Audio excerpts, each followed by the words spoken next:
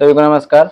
ये बुक जो आप देख रहे होंगे ना, ये बिहार में जितने भी जो एग्जाम होते हैं वो सभी क्वेश्चन का इसमें संग्रह किया गया है और हम उसी क्वेश्चन का ऑपरेशन करने वाले हैं। तो देर नहीं करते हुए हम क्वेश्चन की शुरुआत करते हैं। तो आपको स्क्रीन पे क्वेश्चन दिखाई पड़ रहा होगा। तो आज का जो क्वेश्चन क्या आपको दिखाई पड़ रहा होगा कि बोध गया में बोधि वृक्ष अपने वंश की इस पीढ़ी का है, यानी जो अभी जो वर्तमान में जो किस पीढ़ी का बोधि वृक्ष है वो उसी के बारे में बताया गया है। ठीक है, पूछा गया है। तो आपको हम बताते चलते हैं, यानी ये पहला वंश का जो वृक्ष था उसी के नीचे क्या था कि भगवान बुद्ध को ज्ञान की प्राप्ति हुई थी। ठीक है, तो ये पहला वंश का था। तो एक राजा कौन है? अशोक है, सबको पता होगा। ठीक है, अगर नहीं पता हुआ है तो क्या कर सकते हैं। ठीक है, अब इसकी एक पत्नी थी, कौन? तो तिस्रचिता एक पत्नी थी। ठीक है, अब इसकी पत्नी का नाम तिस्रचिता था और अशोक जो था ये बौद्ध धर्म की ओर काफी ज्यादा झुका हुआ था। ठीक है, जब बौद्ध धर्म की ओर काफी ज्यादा झुका हुआ था तो इसकी जो पत्नी थी तिस्रचिता ये काफी ज्यादा इससे चिढ़ती थी। ठीक है, जिसको जलन बोलते हैं आम बोलचाल की भाषा में। ठीक है ना। अब ये तिस्रचिता चिढ़ती थी तो अशोक दूसरे राज्य की यात्रा पर जब था तो ये तिस्रचिता क्या करती है कि अपने चेला चपटिया के साथ में जाती है, यानी कुछ सेना के साथ में, और ये इसको कटवा देती है। ठीक है, अब ये कटवा देती है तो इसके जड़ आपको पता है कि काफी दूर तक फैले हुए होते हैं। अब ये जड़ से क्या होता है, फिर से फूट जाता है। ठीक है, तो पहला वंश का जो वृक्ष था वो तो खत्म कर दिया कौन? तो तिस्रचिता।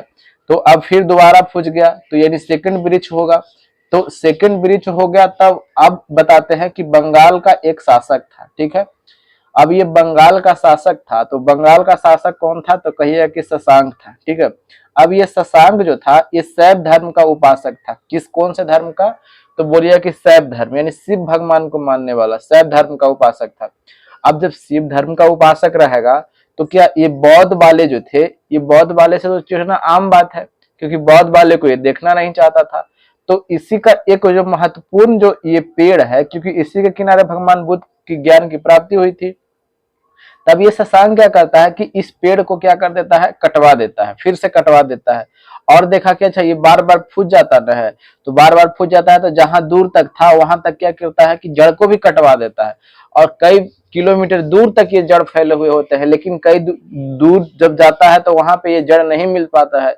तब ये क्या करता है कि जड़ भी जो होता है आसपास के एरिया में ये क्या कर देता है? आग लगवा देता है। ठीक है, ताकि ये पेड़ फिर से दोबारा ना फूजे। लेकिन फिर वही होता है कि फिर से ये पेड़ क्या होता है? फूट जाता है। तो अब ये पेड़ फूट जाता है तो अब कौन से क्रम का, कौन से वंश का हो जाएगा? एक बार तो कटवा दिया, तो अब कौन से वंश का हो जाएगा? तो बोलिए कि तीसरे वंश का। अब जो पेड़ होगा तीसरे वंश का होगा। तो अब बात है 1876 ईस्वी में एक प्राकृतिक आपदा आती है। आपदा मतलब समझते हैं ना, प्राकृतिक आपदा या तो आंधी तूफान वगैरह ये सब आता है, भूकंप वगैरह ये सब जो होता है ये कि प्राकृतिक आपदा के अंतर्गत में आता है।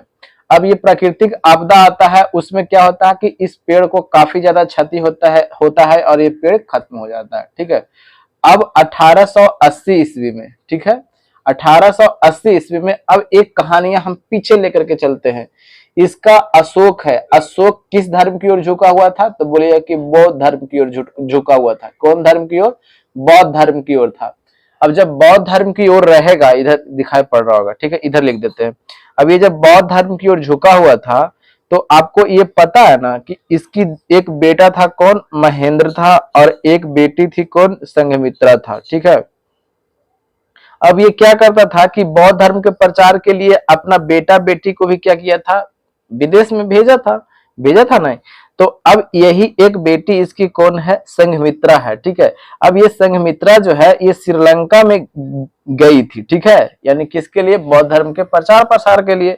अब यहां से एक वृक्ष, इसी का वृक्ष ले गई थी। ठीक है, और यही वृक्ष कहाँ लगवाई थी? श्रीलंका में लगवाई थी। ठीक है, अब यही वृक्ष जब श्रीलंका में लगवाया था तो अब देखिएगा पहला वृक्ष तो खत्म हो गया तो फिर से फूट गया था। ठीक है, और ये दूसरा वृक्ष खत्म हो गया क्योंकि यही फूट करके बना था, और तीसरा वृक्ष भी फूट के ही बना था। लेकिन अब प्राकृतिक आपदा आया तो फूज करके नहीं अभी फूजा। ठीक है, तो खत्म हो गया था। अब कहां से निशानी तो आएगा।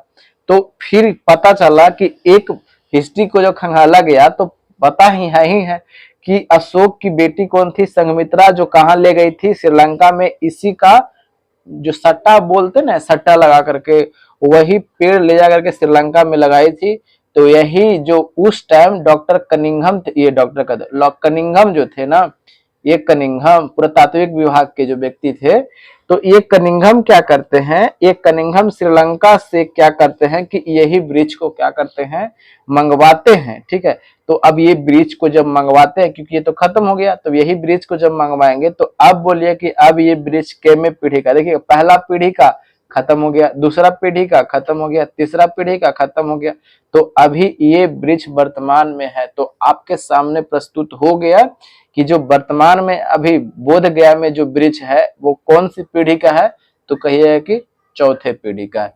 समझ में आ गया ना, समझ में आ गया, कोई दिक्कत?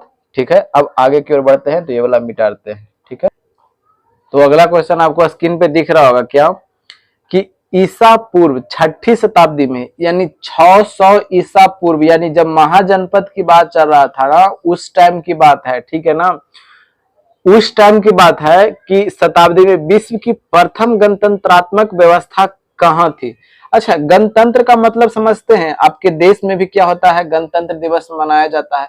तो गणतंत्रात्मक का मतलब आखिर होता क्या है, जैसे में हम आपको समझाते हैं। अब ये देश है, तो देश का कोई ना कोई तो प्रमुख होगा, तो बोलिए कि हाँ, देश का कोई ना कोई तो प्रमुख होगा।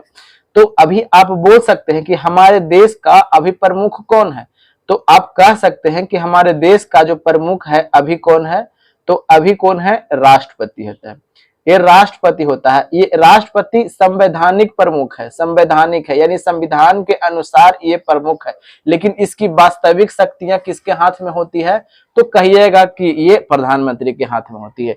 नहीं समझ में आया, हम आपको ठेठ में समझाते हैं। कहने का मतलब क्या होता है कि घर में दादाजी भी होते हैं और पापा भी होते हैं। दादा तो वृद्ध है, तो कहे कि हाँ वृद्ध है। तो जो घर में जितने भी कागज पत्तर आते हैं, ठीक है, कहीं का शादी ब्याह का कोई कागज आ रहा है, जा रहा है, तो किसके नाम से आते जाते हैं, तो जब दादाजी जब जिंदा है ना, तो पिताजी के नाम से कोई काम नहीं होते हैं, होते हैं ना।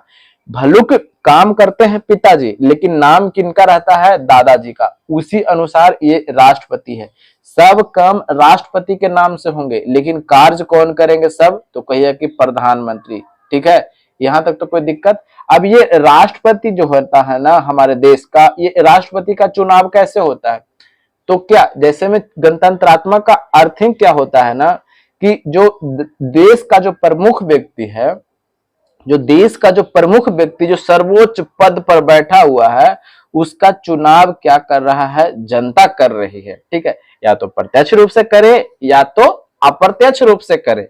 समझ में आ गया ना, और वो संविधान के अनुकूल क्या है, प्रमुख है। समझ में आ गया।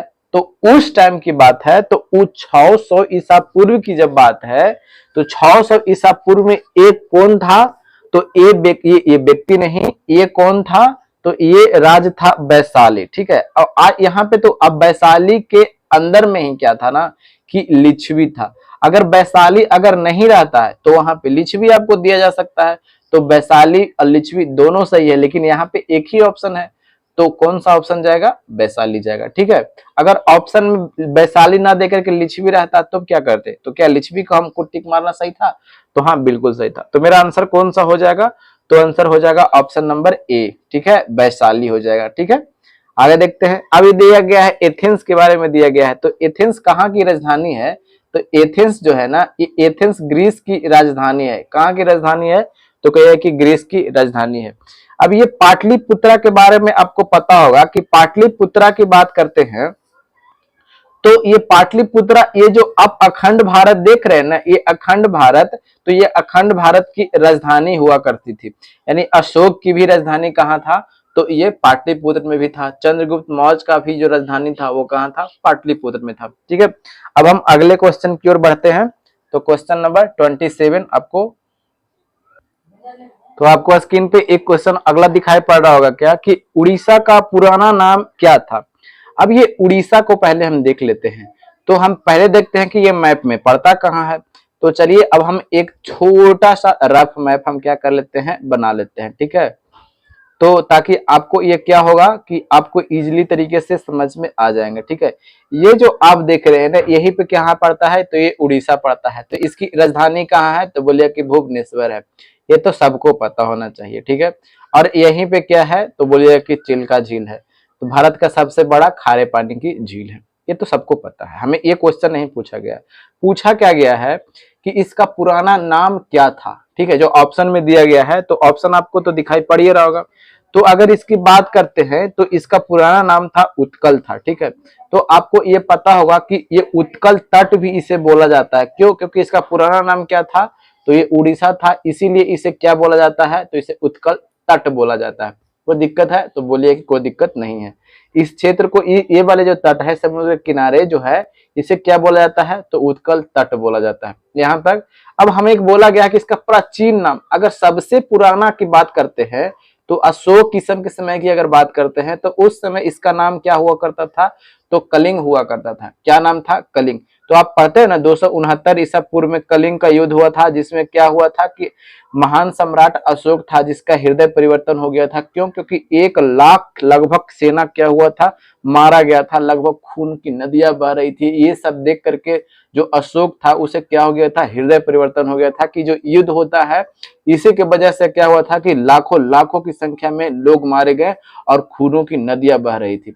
और इसी के बाद से क्या होता है कि वो सब घड़ी का के लिए युद्ध को त्याग कर देता है। ठीक है, तो मेरा आंसर कौन सा हो जाएगा, अभी की ऑप्शन में तो कलिंग है नहीं, तो मेरा आंसर कौन सा हो जाएगा, आंसर हो जाएगा उत्कल। ठीक है, अब हम अगले क्वेश्चन की ओर चलते हैं। तो अगला क्वेश्चन हमें आपको दिखाई पड़ नेक्स्ट क्वेश्चन आपको दिखाई पड़ रहा होगा कि बौद्ध मत का सबसे प्राचीन स्तूप कौन सा है।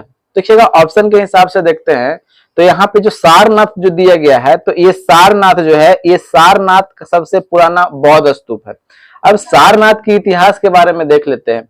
ये प्रथम उपदेश अगर भगवान बुद्ध ने दिया था तो प्रथम उपदेश कहाँ दिया था, तो बोले कि प्रथम उपदेश यही दिया था, सारनाथ में दिया था। अभी क्या हमने देखा कि सबसे प्राचीन स्तूप की बात करते हैं तो प्राचीन स्तूप कहाँ है, तो बोलिए कि ये सारनाथ का प्राचीन स्तूप है। अब बाकी जो यहाँ पे दिया गया है ये सांची स्तूप। तो सांची स्तूप की बात करते हैं तो सांची स्तूप का निर्माण किसने करवाया था, तो बोलिए कि अशोक ने इसे क्या करवाया था, तो निर्माण करवाया था। यहाँ तक कोई दिक्कत है आपके पास में, तो बोलिए कि नहीं, कोई दिक्कत नहीं है। ठीक है, अब मेरे पास में अगले क्वेश्चन आपको दिखाई पड़ रहा होगा। तो अगला क्वेश्चन देखते हैं। क्या बोला क्या गया है कि भारतीय संस्कृति का स्वर्ण युग कहा जाता है, यानी भारतीय संस्कृति का स्वर्ण युग किसे कहा जाता है। तो स्वर्ण युग की बात करते हैं तो ये स्वर्ण युग कहा जाता है किसको, तो स्वर्ण युग कहा जाता है गुप्त काल को। किसे कहा जाता है, तो कहिए कि गुप्त काल को कहा जाता है। क्यों कहा जाता है, तो सबसे रीजन हम बताते हैं। क्योंकि इस काल में यानी गुप्त राजा के काल की अगर बात करते हैं तो इस समय में क्या था, साहित्यिक विकास भी हुआ था, राजनीतिक विकास हुआ था। ठीक है, राजनीतिक विकास हुआ था, फिर उसके बाद में मूर्ति कला का विकास हुआ था, मूर्ति कला का विकास हुआ था। फिर उसके बाद में भाषा का, भाषा तो साहित्य में ही आ जाएगा। ठीक है, फिर उसके बाद व्यापार वाणिज्य का हुआ था, व्यापार हुआ था, फिर उसके बाद वाणिज्य का हुआ था, ये सभी का विकास हुआ था। पारा की अगर बात करते हैं तो पारा का खोज जो हुआ था, तो ये पारा का खोज भी इसी के समय में हुआ था। आप एक पढ़ते होंगे कि ये मेहरौली में एक लौह स्तंभ है चंद्रगुप्त द्वितीय का, उस पर नाम जो अंकित होता है, जो आज तक जंग नहीं लगा हुआ है। तो वो सब देखिए विज्ञान कितना, एक तो कह सकते हैं कि ना विज्ञान और प्रौद्योगिकी, विज्ञान और क्या प्रौद्योगिकी का विकास हुआ था। प्रौद्योगिकी यानी देख सकते हैं ना कितना चीज का विकास हुआ था। तो जब इतना चीज का विकास हुआ था तो क्या इसे स्वर्ण युग बोलने में कवनो शर्म है का, तो कहे कि नहीं, शर्म काय को है। ये इतना चीज का विकास हो रहा है। फिर उसके बाद में आर्यभट्ट जो था इन्हीं के दरबार में थे, जहां पे शून्य का वो खोज किए थे। बस देख रहे हैं ना कितना चीज का विकास हो रहा है। तो अब क्या इसे हम बोलने में कौन शर्म की बात तो नहीं है कि स्वर्ण युग कहा जा सकता है, तो हाँ बिल्कुल कह सकते हैं। तो यानी गुप्त काल के जो युग था वो स्वर्ण युग के काल था। आगे बढ़ते हैं। अब क्वेश्चन आज का ये लास्ट क्वेश्चन आपको दिखाई पड़ रहा होगा। ठीक है, और वीडियो आपको अच्छा लगता होगा तो दोस्तों के पास शेयर जरूर कीजिएगा, लाइक एंड सब्सक्राइब जरूर कीजिएगा। देखिए आपकी इच्छा के ऊपर डिपेंड करता है, अगर इच्छा करता होगा तो कीजिएगा और नहीं करता होगा तब तो कोई बात नहीं है। अब देखिएगा क्वेश्चन नंबर 30 आपको स्क्रीन पे दिखाई पड़ रहा होगा। क्या कि कोणार्क मंदिर के देवता, यानी कोणार्क क्या है, ये कोणार्क का जो मंदिर है किस देवता को समर्पित है।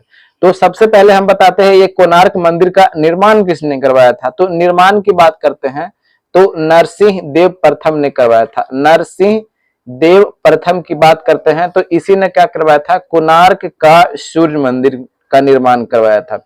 अब देखिएगा यहीं से क्वेश्चन बन जाते हैं, यहाँ से कोई क्वेश्चन बनाते हैं। कोणार्क का जो मंदिर है किस देवता को समर्पित है? तो बोले कि सूर्य भगवान को समर्पित है।